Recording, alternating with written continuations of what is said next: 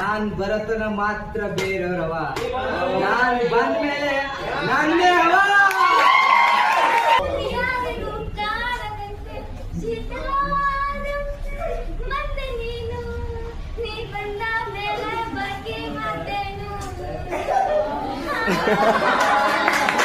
ಹುಲಿ ಸೈಲೆಂಟ್ ಆಗಿದೆ ಅಂತ ಮಾತ್ರಕ್ಕೆ ಸುಸ್ತಾಗಿದೆ ಅಂತ ಅರ್ಥ ಅಲ್ಲ, ಬೇಟೆ ಆಡೋಕೆ ರೆಡಿ ಆಗಿದೆ ಅಂತ ಅರ್ಥ.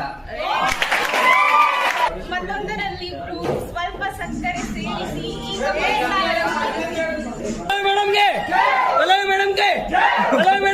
ಹೊಸ ವರ್ಷ ಅಂದರೆ ಏನು? ಹೊಸ ವರ್ಷ ಅಂದರೆ